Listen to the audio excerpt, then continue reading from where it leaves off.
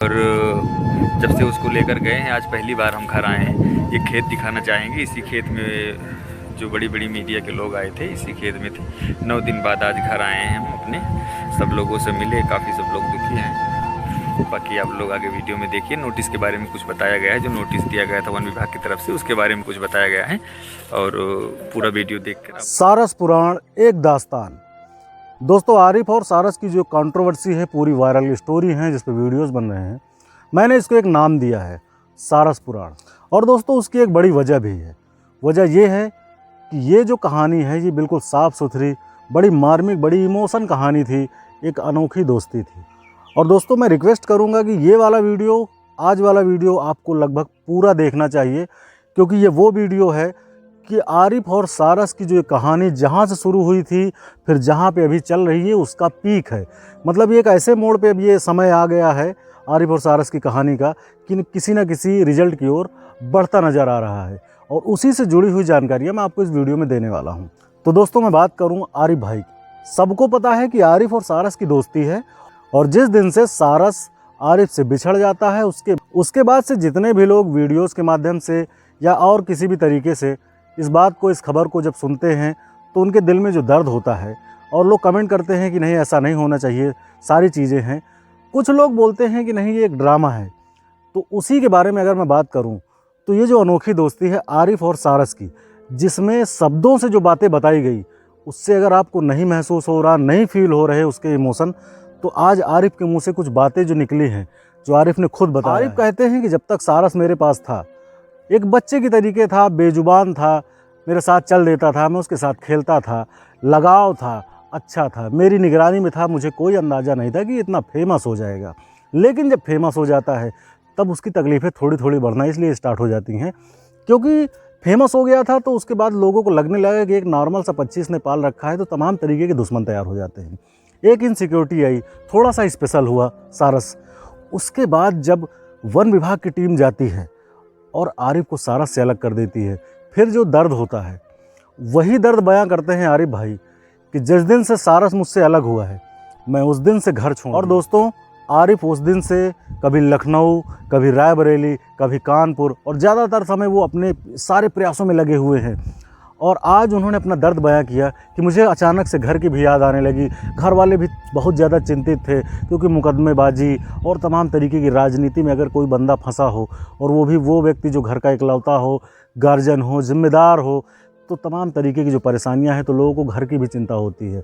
तो आज बड़े इमोशन में आरिफ ये कहते हैं कि सारस के साथ जो हुआ वो ठीक तो नहीं था, लेकिन मुझे अपने घर भी आना था। और काफ़ी दिनों बाद वो जब घर पहुँचते हैं तो ये जो वीडियो या जो उनके मुंह से ये बात सुनने को मिलती है, उसके बाद दोस्तों हम लोग अपने लिए भी सोचते कि जब शुरुआत में आरिफ भाई और सारस के वीडियोज़ वायरल हुए थे तब हम इत्मीनान से वीडियो बना रहे थे, 1-2 ही वीडियो बनाए हैं। हमको लगा कि चलिए ठीक है, वायरल हुआ है, तमाम सारे और गंभीर मुद्दे हैं जिन पे बात करनी चाहिए। लेकिन जब आरिफ के साथ ऐसी घटना होती है कि सारस को अलग ले जाया जाता है, उसके बाद हमसे जितना भी बन सका, आप ये कह सकते हैं कि हम भी अभी अपने घर नहीं जा पाए हैं।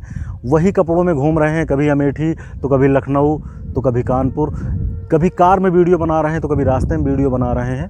तो दोस्तों, हम अपनी भी पीड़ा आपके साथ शेयर कर सकते हैं कि हम चाहते हैं कि जितना भी हमसे बन सके हमारी भाई की मदद करें, क्योंकि मेरा एक मोटिव है, मेरा कहना है कि सच सिर्फ परेशान होता है, सच कभी हारता नहीं है। और इसी से जुड़ा हुआ जो आज का ये मुद्दा है कि आरिफ के ऊपर जो मुकदमे लगे थे वो मुकदमे सरकार ने, वन विभाग ने वापस ले लिए हैं। मतलब मुकदमे लगे नहीं थे, लगना था। उनको सवाल के लिए तलब किया गया था 2 अप्रैल को। कुछ कानूनी धाराएं हैं जिनको आपने शायद तोड़ दिया है, तो आप जवाब दीजिए, अगर आप सही जवाब देते हैं तो आप बच जाओगे, ऐसा कुछ मामला था। लेकिन पूरी तरीके से उसको हटा दिया गया है। इससे जो एक बात स्पष्ट होती है कि सच सिर्फ परेशान होता है, सच हारता नहीं है। और ये बहुत ही दिमाग को शांत कर देने वाली और एक प्राउड फील कराने वाली हमको भी है कि चलिए कम से कम इतना ज़्यादा वीडियो बनाया, भाग दौड़ करी, जो भी हमने किया, छोटा सा कदम हमने उठाया, लेकिन उसका फल ये मिला कि कम से कम एक बला टल गई, एक मुसीबत ख़त्म हो गई आरिफ भाई के सर से। और यही कारण था कि उन्हें अचानक अपने घर की याद आई और वो अपने घर पहुँचते हैं। और ये बताते हैं, जैसा कि मैंने आपको पहले वीडियो में बताया था, क्योंकि आरिफ भाई से हमारी फ़ोन में बात होती है, तो मैंने आपको वीडियो में पहले ही बता दिया था कि आरिफ भाई चाहते हैं कि मैं उसको नहीं पालूंगा, राजकीय पक्षी है, उसका अपमान नहीं होने दूंगा, मैं उसको पालूंगा नहीं। लेकिन मैं ये भी चाहता हूँ कि बेजुबान पक्षी है, 1 साल से मेरे साथ रहता था, मेरे बच्चे के तरीके है। तो मैं नहीं चाहता हूँ कि किसी भी तरीके से वो परेशान हो, कैद में रहे, तड़पे, व्याकुल हो, या उसको और जंगली जानवरों से खतरा हो, क्योंकि वो उनके साथ सामंजस्य नहीं बिठा पा रहा और पशु पक्षियों के साथ वो सही से नहीं रह पा रहा। आरिफ के पास उनका एक पालतू कुत्ता है, कुछ मुर्गियां हैं और सारस है, और उस सारस का यही परिवार है। वो इन्हीं के साथ घुल मिल के रहता है। दुनिया भर की ऊट पटांगी हरकतें करता है सारस।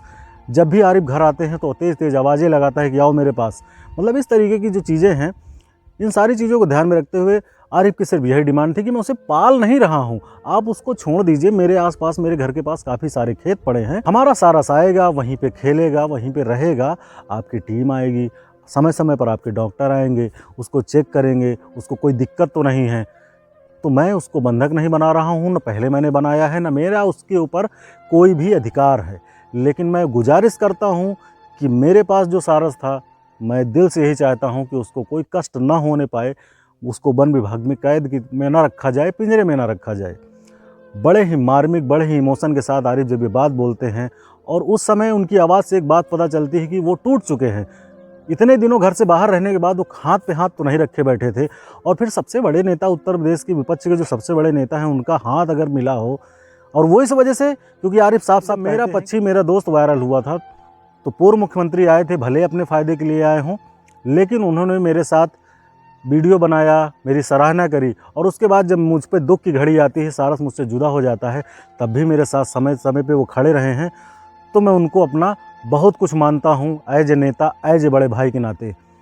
तो आरिफ भाई के इन बहुत बड़े प्रयासों के साथ, आप समझिए कि अखिलेश यादव जैसे लोगों के साथ अगर वो प्रयास कर रहे हैं, उसके बाद भी वो सफल नहीं हो पाए हैं, तो अंदर से टूटे दिल की आवाज़ के साथ उन्होंने डिमांड करी थी कि मैं उसको पालना नहीं चाहता हूँ, लेकिन मैं ये भी नहीं चाहता हूँ कि उसके साथ कुछ गलत हो जाए, कुछ अनहोनी हो जाए। और रही बात अगली मुलाकात की सारस के साथ, तो मेरा ये मान के चलना है कि 15 दिनों का जो समय लिया गया है क्वारंटाइन में, अगली बार जब आरिफ भाई मिलेंगे तो सारस के साथ जाएंगे, उसके पास रहेंगे, उससे बातचीत करेंगे। और आज से लगभग 10-11 दिन बचे हैं दोबारा जाने के लिए आरिफ भाई को। और मैं ये उम्मीद लगा के चलता हूँ कि अब मामला एक रुख की तरफ मुड़ गया है, और अगले 15 या 10-12 दिन का जो भी समय है, उसके बाद सारस आरिफ को सौंप दिया जाएगा। ऐसा मेरे दिल की आवाज़ कहती है कि ये जो पूरा पीक है, ये खबर का जो पूरा गुबार है, एक परिणाम की तरफ मुड़ चुका है। जिसमें पहली जो कड़ी थी मुकदमे वाली, जिसको लग रहा था कि अभी और बढ़ाया जाएगा, हो सकता है आरिफ भाई जेल चले जाएं, कुछ लोग ये भी मान के चल रहे थे कि सारस अपने प्राण भी त्याग सकता है वियोग में, लेकिन ये सारी चीज़ें पलट गई हैं। सारस की तबीयत सही होने लगी है, ये सबसे बड़ी खुशी की बात है। दूसरी खुशी की बात यह है कि आरिफ के ऊपर जो मुकदमा लगने वाला था वो स्थगित हो गया है, ख़त्म कर दिया गया है। और जो तीसरी अपकमिंग खुशी है, सबसे बड़ी खुशी है, ग्रैंड खुशी है, उसका इंतज़ार 10-11 दिनों का है। क्योंकि क्वारंटाइन के बाद मुझे और आपको भी, अगर आप प्रार्थना करते हैं ईश्वर से, तो सारस और आरिफ की दोस्ती जैसे पहले थी वैसे फिर से चालू हो जाएगी। और ये जो मिसाल है एक अनोखी दोस्ती की, एक बेजुबान की, एक इंसान की, वो कायम रहेगी। हमारे बच्चों को बताने के लिए हो जाएगा कि 2022-23 में एक ऐसा अजूबा भी हुआ था भारत देश में कि एक ऐसा पक्षी जो सिर्फ भारतीय उपमहाद्वीप में पाया जाता है। और भारत में कहाँ पाया जाता है? उत्तर प्रदेश में। उत्तर प्रदेश में सबसे ज़्यादा कहाँ पे पाया जाता है? इटावा, मैनपुरी, अलीगढ़ और अमेठी में एक ऐसा पक्षी पाया गया था जो घायल था, और उसकी एक कहानी थी। मैं उम्मीद करता हूं दोस्तों कि सारस और आरिफ की जो ये आज की अपडेट थी, ये काफ़ी इम्पोर्टेंट लगी होगी आपको सुनने में। और अगर आप इस खबर से थोड़ा सा भी खुश हुए हैं तो आपको लाइक करते तो बनता है।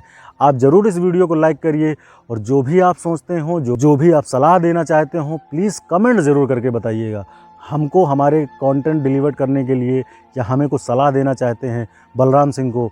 मेरा नाम बलराम सिंह है, और ये चैनल जो आप देख रहे हैं बाबा फिल्मची 2.0 है। इसको आप अपना आशीर्वाद दे सकते हैं ताकि हम लोग भी आगे चल के कुछ अच्छा कर सकें। पैसे कमाना सेकंड प्रायोरिटी रहती है मेरी। मैं चाहता हूं कि मैं जो भी अपनी बात रखूं, आपकी और मेरी जो राय है उस पर एक विज़न क्रिएट करके मैं ऐसे वीडियोस बनाऊं जिससे आपको चीज़ें अच्छे से समझ में आए, जो आप जानना चाहते हैं अलग अलग यूट्यूब चैनलों पे। क्योंकि आजकल चल के आ रहा है कि लोग व्यू के चक्कर में, पैसे कमाने के चक्कर में आधी सच्ची आधी झूठी बातें आपको बताते हैं, जिससे आपको गलत इन्फॉर्मेशन मिलती है। तो मैं चाहता हूं कि अगर आप मुझे देख रहे हैं तो हमेशा मैं आपके विश्वास पे खरा उतरूं, और आपको जो भी टॉपिक हो, जिस भी तरीके का टॉपिक हो, उसकी जो सच्ची खबरें हैं, सच्ची जानकारी है, वो मैं आप तक पहुंचाऊं। और इसी प्रयास को मैं बढ़ाता रहूंगा। मिलता हूं फिर किसी नए वीडियो में दोस्तों, तब तक के लिए नमस्कार।